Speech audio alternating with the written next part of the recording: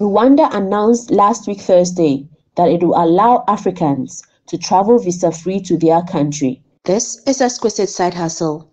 I hope you all doing good. Rwanda announced on the 2nd of November 2023 that it will allow Africans to travel visa-free to the country. They have become the latest nation on the continent to announce such a measure aimed at boosting free movement of people and trade to rival Europe's Schengen zone. The president, Paul Kagame, made the announcement in the Rwandan capital, Kigali, where he pitched the potential of Africa as a unified tourism destination for a continent that still relies on 60% of its tourists from outside Africa, according to the data from the United Nations Economic Commission for Africa. He said any African can get on a plane to Rwanda wherever they wish and they will not pay a thing to enter our country. We should not lose sight of our own continent market, he said.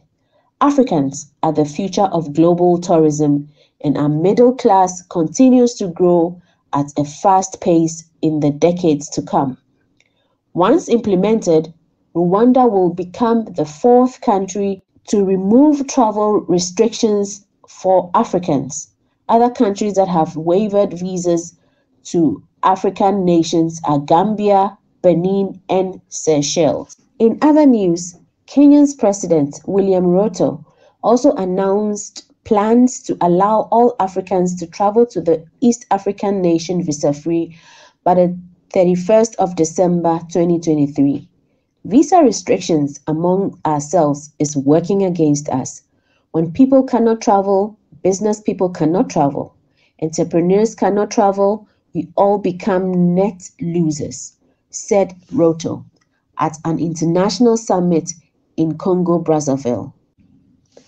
On the African Union website, it states that the African passport and free movement of people is aimed at removing restrictions on Africans' ability to travel, work, and live within their own continent.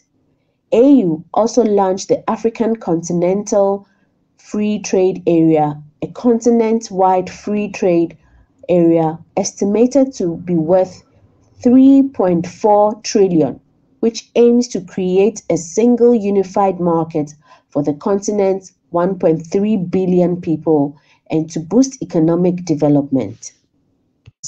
This shift towards easier movement also promises to facilitate seamless trade between countries, reducing barriers in the process, and this is good news for Africa. Thanks for watching and see you in my next video.